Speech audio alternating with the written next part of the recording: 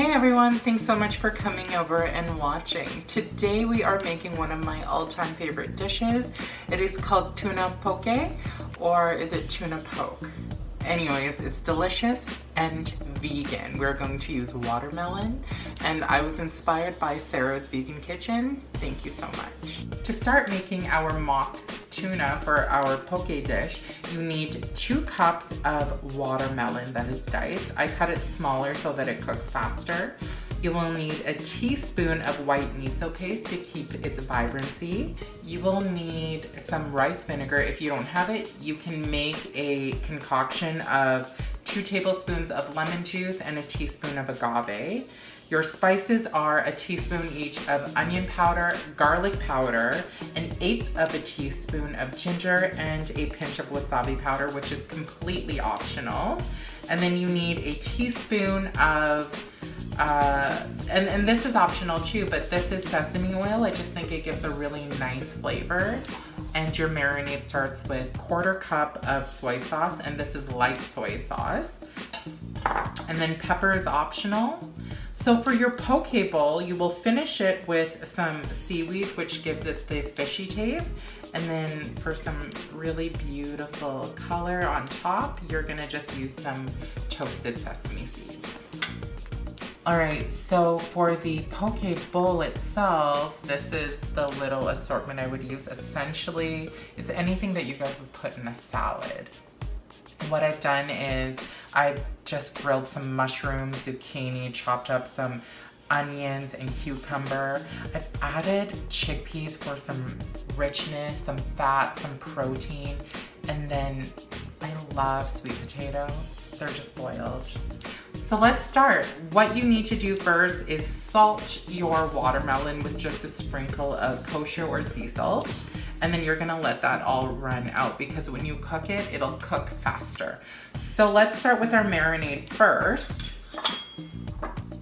Our soy sauce, and you're just gonna put everything in. I like to emulsify this guy first. It's the white miso. Okay, now in goes these guys.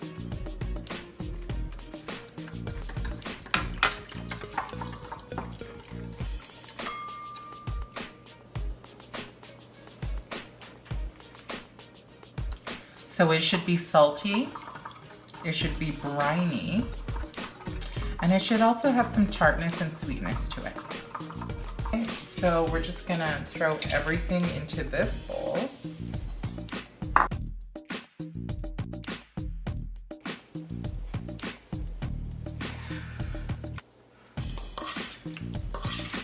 And you don't have to let it sit for that long, but you can.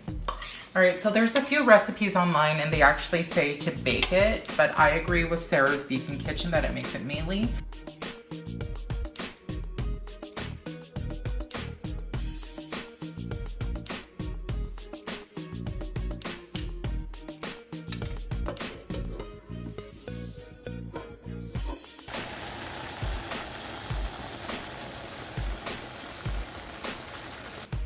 All right, so I also want to talk about a very tasty sauce. This is completely optional, but I'm a saucy kind of person. Anyways, it's tahini and some soy yogurt. You can use coconut.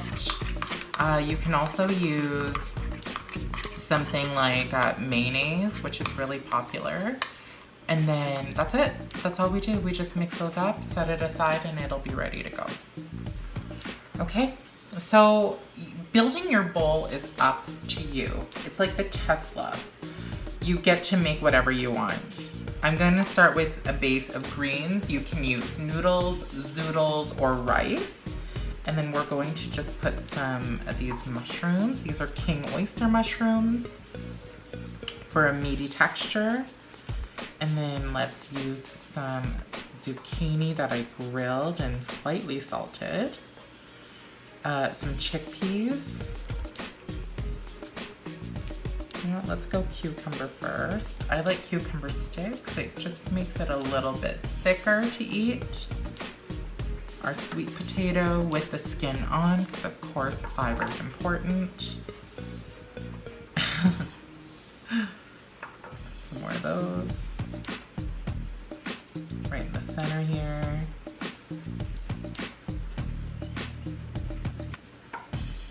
Okay, so I'm gonna go check on our poke. All right, so what you wanna look for is a very soft, translucent color. And you also wanna make sure that when you press into it to cut it, that it's really easy. So you can see that there's some fight back here, which means that when you bite into it, it'll be a little bit too watermelon-like. So that means this is not done yet.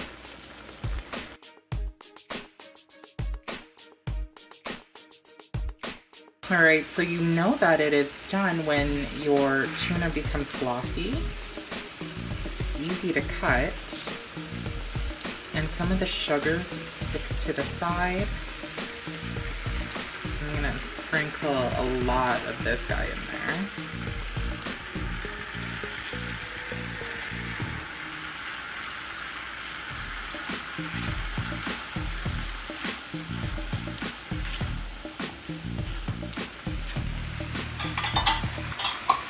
Okay, so I actually just threw this in the freezer for about 4 minutes to cool down.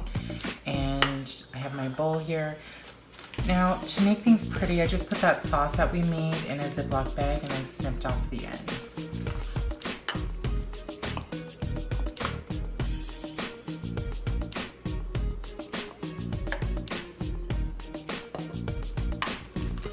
I'm just assembling the bowl.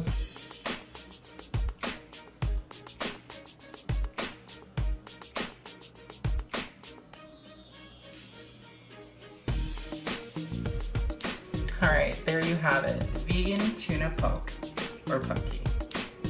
It's delicious.